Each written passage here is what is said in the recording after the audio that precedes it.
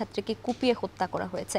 আর এই নিয়ে আরো জানাতে হাজারীবাগ থানার সামনে থেকে যুক্ত হচ্ছেন রাব্বি আল রাহিদ। রাহিদ, বিনতি হত্যাকাণ্ডে এখনো পর্যন্ত কোনো মামলা হয়েছে কিনা জানতে চাই, আর হামলাকারীকে গ্রেপ্তারের বিষয়ে পুলিশ কি বলছে?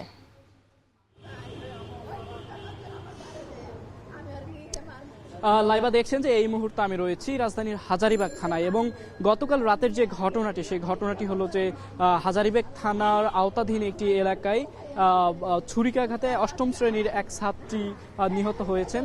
শাহরিয়ার শারমিন বিনতি নামে ওই ছাত্রী গতকাল রাতে তার ভাইয়ের সঙ্গে বের হয়েছিলেন, বাজারে গিয়েছিলেন এবং তারপর বাজার থেকে সবজি কেনার পর বাসার পাশে তাকে সে গিয়েছিল এবং তার ভাইকে মসজিদে দিয়েছিল, এবং তারপরই কিছুক্ষণ পরই এই হত্যাকাণ্ডের ঘটনা ঘটে। এবং আমরা সিসিটিভি ক্যামেরা বিশ্লেষণে যেটি জানতে পেরেছি যে সিয়াম নামের এক শিক্ষার্থী এই হত্যাকাণ্ডের সঙ্গে তাকে অভিযুক্ত করা হয়েছে, এবং পুলিশ অভিযান চালিয়ে সেই অভিযুক্ত শিক্ষার্থীকে গ্রেফতার করেছে। এবং সিসিটিভি ফুটেজে যেটা দেখা গিয়েছে যে বৃন্তি যখন তার ভাইকে মসজিদে দিয়েছে এবং মসজিদে দেওয়ার পর বৃন্তি ওই সিয়াম নামের শিক্ষার্থীর সঙ্গে একসঙ্গে যাচ্ছিল, এবং পাশাপাশি যাওয়ার সময় কথা কাটাকাটি হয় কিছুক্ষণের মধ্যে, এবং কথা কাটাকাটির মধ্যে সিয়াম ছুরিকাঘাতে সেই বৃন্তিকে হত্যার চেষ্টা করেছিল। এবং এরপরই যখন আশেপাশে অনেকেই ছিল, বাট কেউ তাকে বাঁচানোর জন্য চেষ্টা করেনি, এবং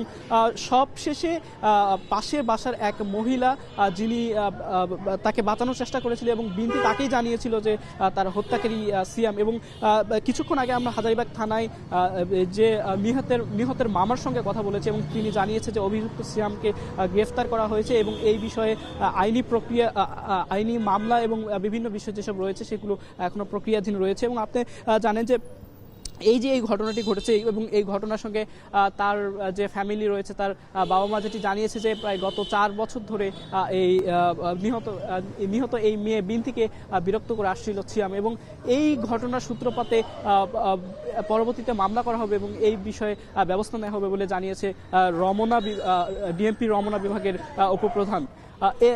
লাইভা এই ছিল রাজধানীর হাজারীবাগ থেকে সর্বশেষ পরিস্থিতি।